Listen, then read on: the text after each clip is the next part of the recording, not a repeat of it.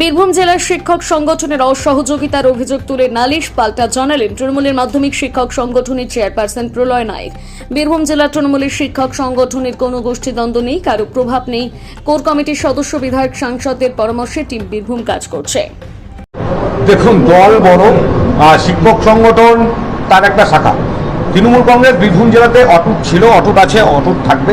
আপনারা জানেন সাংগঠনিক ব্যাপ্তি আগামী যে 3টে মহামিছিল হয়েছে আমাদের বীরভূম জেলাতে, সেখানে দেখবেন লাখ লাখ লোক সংগঠিত হয়েছে এবং শিক্ষক সংগঠনের আমাদের শিক্ষক শিক্ষিকারাও ছিলেন।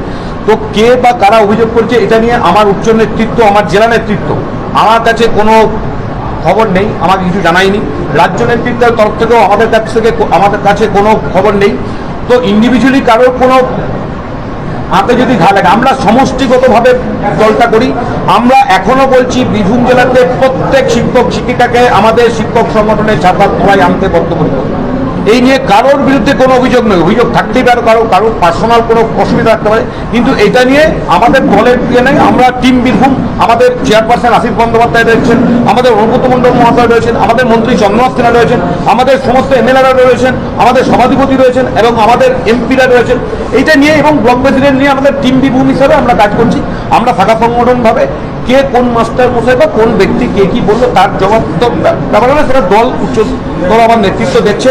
এবং আবারও বলি, যদি কোনো অভিযোগ আমার দল আমাকে যারা বলছেন আমাদের মাধ্যমে সোশ্যাল মিডিয়াতে আমরাও দেখছি, তখন আমি তার উত্তর দিতে। তারা কি আপনার সঙ্গে কথা বলেছে?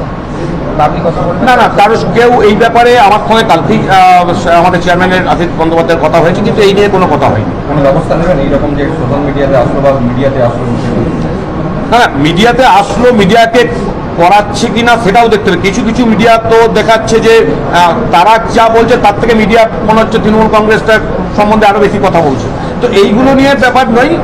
যিনি বা যারা করেছেন, দলকে যদি কেউ ছোট করতে যায়, সংগঠনকে যদি কোনো ব্যক্তি ছোট করতে যায়, সেটা সাংগঠনিকভাবে বীরভূম জেলা তৃণমূল কংগ্রেস এবং বীরভূম জেলা আমাদের শিক্ষক সমিতি কোনোদিন মানেনি আর মানবও।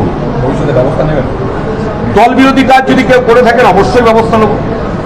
দাদা, এটা কি তাহলে মানে গোষ্ঠীদ্বন্দ্ব মনে হচ্ছে? কোনো গোষ্ঠীদ্বন্দ্ব নেই বীরভূম জেলাতে। আবারও আপনারা এইটা বারবার বলে দিই, বীরভূম জেলাতে কোনো গোষ্ঠীদ্বন্দ্ব নেই। কিছু সোশ্যাল মিডিয়া, কিছু সংবাদ মাধ্যম এটা প্রচার করছে, আমাদের মধ্যে কোনো গোষ্ঠী নেই। আমাদের একটা কথা বলি যে আজকে জেলা কমিটির জেলা সভাপতি, মাধ্যমিক শিক্ষক সমিতি জেলা কমিটির মেম্বাররা, প্রত্যেকটা 21টা ব্লকের ব্লক প্রেসিডেন্টরা সবাই কিন্তু আজকে এতে উপস্থিত হয়েছেন। কোনো গোষ্ঠীদ্বন্দ্ব নেই, কোনো কিছু নেই।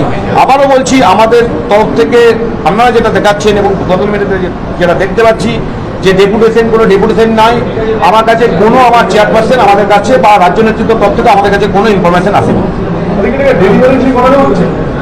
হতে পারে, কেউ তো করাতে পারে, নিজের স্বার্থ সিদ্ধির জন্য কেউ করাতে পারে, সেইটা তো আমি নয়। কিন্তু সাংগঠনিকভাবে আমরা দলমত নির্বিশেষে প্রত্যেক স্কুলের শিক্ষক শিক্ষিকা যারা বাইরে আছে, আমাদের সংগঠনের বাইরে অন্য সংগঠন যারা করছে, আমি তো চাইবো তারাও আমাদের সংগঠনের মধ্যে চলে আসুক, আমাদের সংগঠনের ছাতার তলায় আসুক।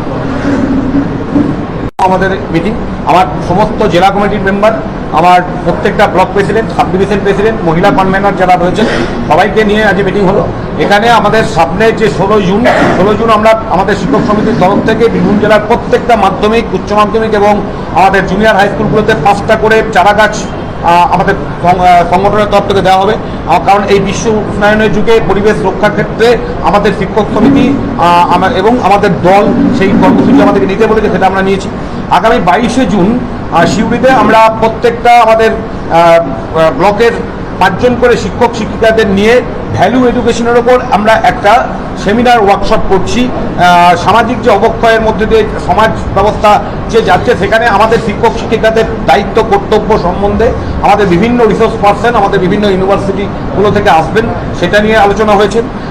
এবং সামনে আপনারা জানেন যে 21শে জুলাই আমাদের কর্মসূচি রয়েছে, সেখানে আমাদের মাধ্যমিক শিক্ষক সমিতির কী কর্তব্য, কী ভূমিকা থাকবে সেই নিয়ে আমরা আলোচনা করেছি।